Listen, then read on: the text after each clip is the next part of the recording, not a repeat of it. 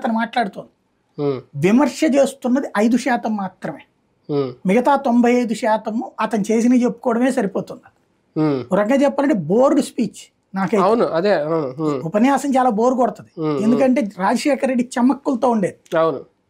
ఇతను ఎంతసేపటికి ఒక కార్పొరేట్ కంపెనీలో గనక పవర్ పాయింట్ ప్రెజెంటేషన్ చేస్తే అందరు నిద్రపోతారు ప్రశాంతంగా. ఇప్పుడు కొంచెం షార్ట్ చేశారులేండి. ఇప్పుడు అదే సైజ్ లేదు, అంతే టైం లేదేనో మేబీ అందుకని చెప్పాల్సి సూటిగా చెప్తున్నారు. ఆ టైం ఎందుకు వేస్ట్ అనేటువంటి రూట్ లేదు చేసి ఉండదు. కానీ ఎంతసేపటికి ఆయన చేసింది చెప్పుకుంటూ చివరి 5 నిమిషాలు 10 నిమిషాలు ఈయన విమర్శిస్తారు. అవును అంతే.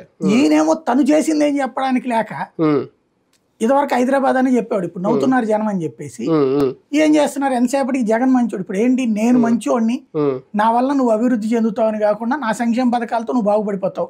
నెంబర్ 1. నెంబర్ 2, జగన్ మంచోడు కాదు, రాక్షసుడు, వాళ్ళ చెల్లెలు చేయలేదు, వాళ్ళ బాబాయిని చేశాడు, అతను మంచోడు కాదు, రాక్షసుడు, వాళ్ళని ఏడిపించాడు, పవన్ కళ్యాణ్ ఇబ్బంది పెట్టాడు, ఉద్యోగులను ఇబ్బంది పెట్టాడు, కాబట్టి మాకు ఓటేసేయండి, నేను వచ్చేస్తే బాగుపడుతుంది. ఈ చెప్పే క్రమంలో అతని క్యారెక్టర్ ని నెగిటివ్ చేయాలంటే చాలట్లేదు. పదాలు నాటు పదాలు వాడుతున్నారు అన్నమాట, నాటు భాష వాడుతున్నారు. చంద్రబాబు గారు అరుపులు కేకలు అనుచిత పదాలు వైసీపీకి